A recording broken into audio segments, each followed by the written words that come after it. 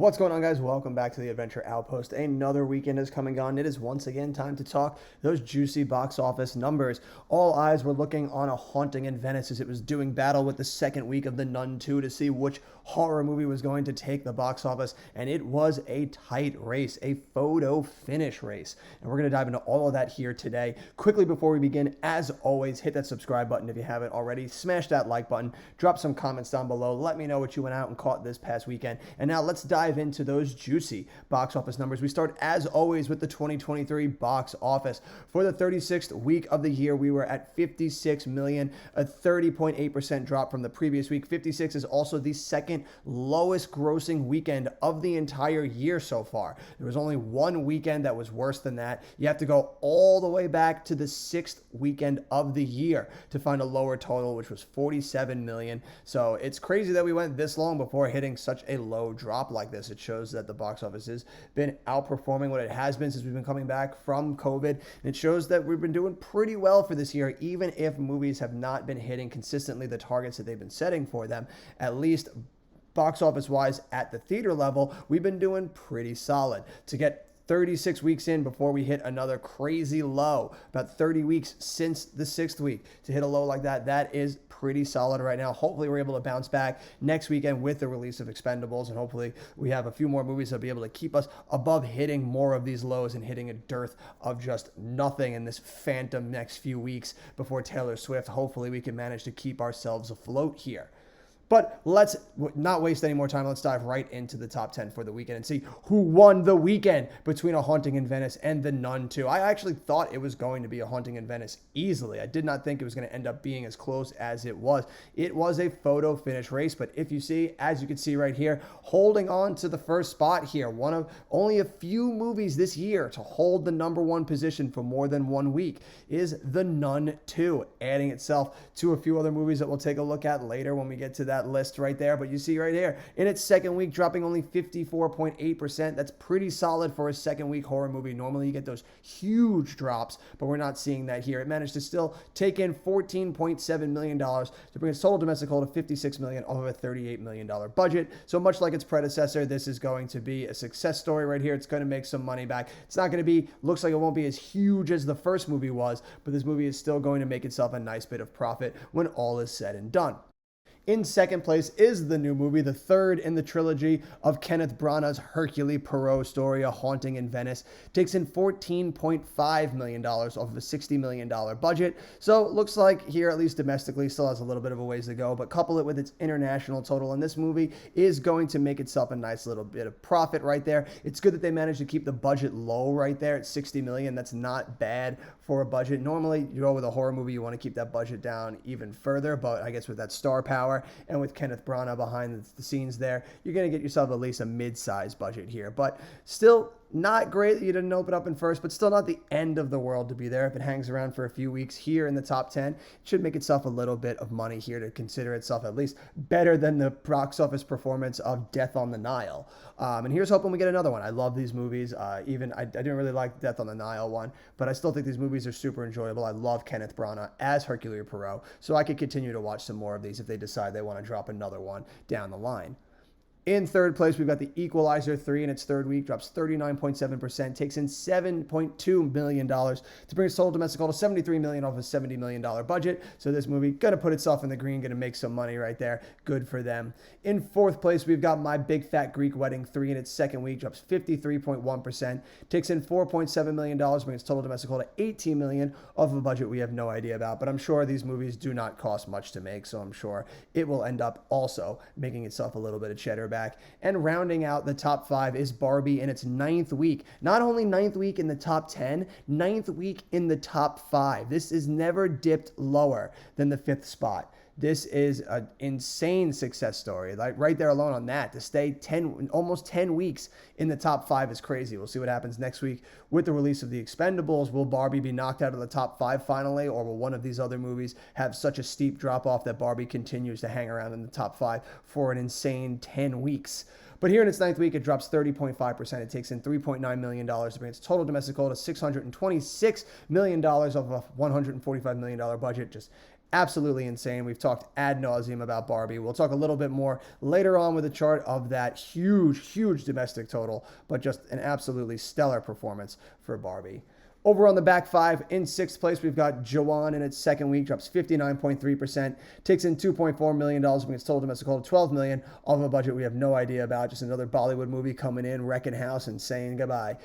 This is another one that seemed to be pretty huge. I don't remember what the name of the actor is, but I know this movie was a big, huge deal coming out because the actor is a huge Bollywood actor. So it shows that it's crazy that these movies tend to do pretty well here in the States, and I'm glad to see it. I hope we get more of it. I just wish they become more accessible to see so that I can go out and check them, because it wasn't playing anywhere near me to be able to go see, and I love to check out foreign cinema whenever I can, but it's just got to be better accessible so that I can go out and check these bad boys out. In seventh place, we've got Blue Beetle in its fourth week, drops 35.2%, takes in $2.4 million, bringing its total domestic haul to $67 million off of a $104 million budget. In eighth place, we've got Gran Turismo in its fourth week, drops 32.9%, takes in $2.3 million, bringing its total domestic haul to $39 million off of a $60 million budget. Shame that it looks like this movie's not going to be able to make its budget back. It was an absolutely, really solid, very fun movie. It's a shame that it's not going to make it, but hopefully it finds some success out on streaming and on physical media and is able to make some of that budget back.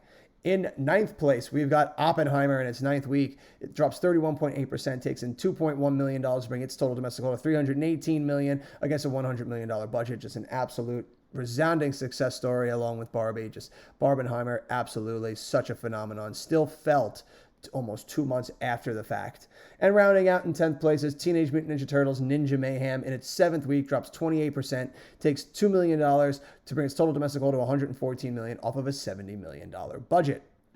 Now, before we continue, we always like to say goodbye to our fallen heroes. These are our heroes that did their time in the top 10 but have now bowed out for greener passages. We've got one movie this week that bows out of the top 10, and it is the movie Bottoms. After spending 1 week on the chart, bows out of the top 10. You did your time, you had your say, you had your fill, you did what you could, but now it's time to say adieu to you, and we will see you in the realm of physical media. And as always, we salute you. Now we turn our attention over again to that domestic gross for Barbie, $626 million, just an absolutely insane amount. And that was enough to put it over the number 12 highest grossing movie of all time, which was The Avengers. We take a look here at this chart over here, and as you can see, The Avengers had made $623 million upon its release. Barbie has now put up enough to put itself just ahead of that in the 11th spot with $626 million, now setting its sights on the top 10. Does it have enough in it to get itself to the top 10? Does it have another $30 million domestically to get itself over that number 10th spot, jumbling on my words there, and get into the top 10 of the highest grossing domestic movies of all time? Jurassic World sitting at the 10th spot with $653 million. That's a tall order. Another $30 million. That is, well, it's a little under 30 million, but just around there. That's a tall order. That's a lot. I don't think it's going to get there. I think it's going to have to settle for number 11 here. But again, I wouldn't put it past this movie. This movie just continues to just break records and make money. So I easily could see it happening. I don't think it's going to happen, but I wouldn't be shocked to discover that it did happen. And we'll keep charting along here to see how close it gets and see if it manages to break itself into the top 10. But now we turn our attention over to the top 10 worldwide and domestic for the year. We start, as always, with the worldwide. Barbie at the top of the charts with $1.4 billion. No one's sniffing close to that for the rest of the year, so absolute huge congratulations to Barbie. A huge congratulations also goes to the Super Mario Brothers movie, sitting in number 2 at $1.3 billion. I don't think anyone's sniffing close to that one either. So I think it's safe to say that these two are locked in at number 1 and 2 for the year. Just absolutely stellar performances from them. And actually rounding out the trio right here, Oppenheimer. Look at that fucking total, $912 million. That is absolutely insane. Christopher Nolan puts asses in the seats like no one else when it comes to these types of just grand movies that he is capable of putting out. This is just an absolute stellar performance for him, and I'm sure it's great validation after all the shit he went through with Tenet back in 2020. This is a huge win for him. Right behind that is Guardians of the Galaxy Volume 3 at $845 million. Fast X rounds out the top 5 with $714 million. Spider-Man Across the Spider-Verse with $689. Full River Red with $673. The Wandering Earth 2 with $604. The Little Mermaid with $569 million. And rounding out the top 10 is Mission Impossible 7 with $566 million. Just $5 more million to go to put itself ahead of The Little Mermaid. Can it do it? That remains to be seen, but we'll keep charting along and seeing. We turn over to the top 10 domestic for 2023. Barbie and Super Mario still at the top of the heap. Barbie with 626. The Super Mario Brothers with 574. Just insane that we had two movies this year dominate so much that they got into the top 25 highest grossing domestic movies of all time. Just goes to show that if you put the product out there that people want to see, the asses will get put in those seats. Spider-Man Across the Spider-Verse in the third spot with $381 million. Guardians of the Galaxy Volume 3 with $358.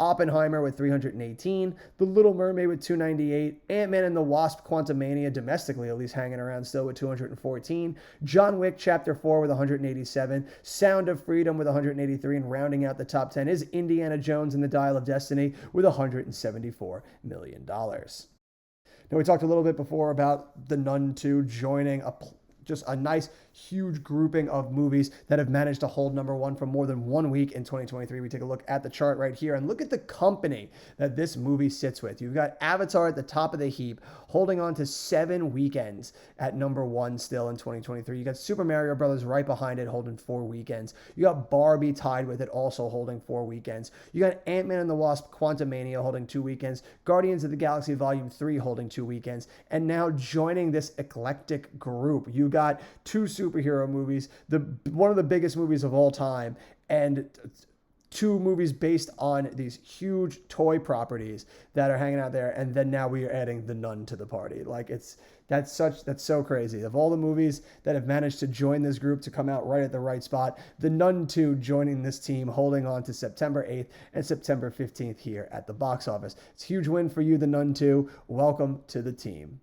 And last but not least, we'd like to take a look at my favorite chart to take a look at, which is our 2023 top 10 chart riders. This is to see which movies hung around the top 10 for the longest, to see at the end of the year which movies had the best longevity and the best movies to put people in those seats for the longest time. We take a look here at the chart, and as always, still no change in the top 3. You got Avatar: The Way of Water locked in number 1 at 12 weeks. Puss in Boots: The Last Wish locked in at number 2 at 11 weeks. Super Mario Brothers movie locked in at 10 weeks at number 3. And if Barbie and Oppenheimer managed to hang out in the top 10 for 1 more week, those 2 movies will now tie the Super Mario Brothers movies at 10 weeks apiece, which will put 10 weeks to be the longest that any 2023 movie has been able to hang around in the top 10. The question now would be, is how long will either of them be able to go on top of that? Will Barbie finally be able, having been in the top 5 for 9 weeks now, still hang around in the top 10 to put itself to pass Avatar or Puss in Boots? Will Barbie finally claim that last mountain for number 1 at the top 10 chart riders here? That remains to be seen. I think Oppenheimer only has a week or 2 left in it. Oppenheimer might lock out at 10 weeks with Super Mario, maybe get to 11 weeks. I don't think it's going to hit number 1 though, but I think Barbie has a shot. It spent 9 weeks in the top 5 right now. It's never dropped out of the top 5.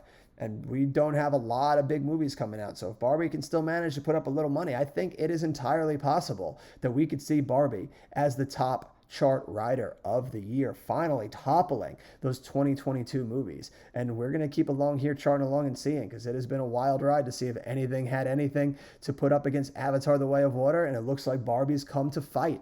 So it's going to be fun to watch the next few weeks and see what happens there. Locked in behind those at 9 weeks, though, is John Wick Chapter 4, Guardians of the Galaxy Volume 3, and Spider-Man Across the Spider-Verse. Locked in at 8 weeks right behind that is A Man Called Otto, Dungeons & Dragons, The Little Mermaid, and Elemental. Hanging along in the top 10, probably about to lock in at 7 weeks, though. It's in the number 10 spot right now. Does it have another week to hang in? We don't know. We're going to keep checking, but we got Teenage Mutant Ninja Turtles Mutant Mayhem at 7 weeks right now. And right behind it, locked in at 7 weeks, is Ant-Man and the Wasp Quantumania, Transformers Rise of the Beasts, and Indiana Jones and the Dial of Destiny. Locked in at 6 weeks right behind that is Scream 6, Creed 3, Jesus Revolution, Megan, Missing, Air, Evil Dead Rise, Sound of Freedom, and Mission Impossible: Dead Reckoning Part 1. And then hanging out in the 10th spot right now at 5 weeks now in the top 10 is Blue Beetle. And that'll do it for all of us here at the charts this week. It was a light weekend at the box office, the second worst weekend of the year, and it definitely shows. Nothing managed to break the 20 million mark. It is definitely the slow season now, post the summer, back in school, everyone. It is just quiet, quiet, quiet. I know at my theater it was beyond dead this past weekend. Nothing put up a fight whatsoever, and it's just sad to see. We are definitely in the quiet time right now until we get to that big, huge Taylor Swift opening in October. So I guess right now we just got to enjoy the quiet before the storm. But all eyes turn now to this upcoming weekend to see if the Expendables 4, the long-awaited, I don't know if anyone's actually been awaiting another Expendables movie, but another iteration of the franchise is dropping this weekend. Is there any demand there for that movie to be seen? Does anyone even care about the Expendables at this point, or was that a moment in time lost in the sun? We were going to find out this weekend. Will that one be able to put up a fight? Will it be able to take number one? It's going to be a decent little battle between that, if the Nun 2 manages to do anything in its third week, and A Haunting in Venice in its second week. So that's going to be a fun little top five to look at battling for itself. We're always going to do our predictions here. I think Expendables 4 will take the weekend. I don't think it's going to be an impressive win on its own, but I do think it'll take the weekend. I think Haunting in Venice will manage to hold on to the second spot there. I think it'll have itself a decent little second weekend there. I think The Nun 2 is going to have a big drop. I think it's going to take third. I think Barbie is going to move itself up to fourth. I think it's going to take ahead of My Big Fat Greek Wedding as that movie continues to drop. And then I think My Big Fat Greek Wedding will round out number 5. So that's what I'm going to call my top 5 right now. I am not confident whatsoever in that grouping, but that's the one we're going to stick with right now. We're going to see how that one ends up come next weekend. So make sure to return here next weekend and we check along with the charts and see just where all of our stuff lied, just what stuff is putting up some great numbers, and where the box office fell for another weekend. But that'll do it for all of us here at the Outpost this weekend. Until next time, you have been you, I have been me. These are the movies that we love so much, and as always, I'll see you at the movies.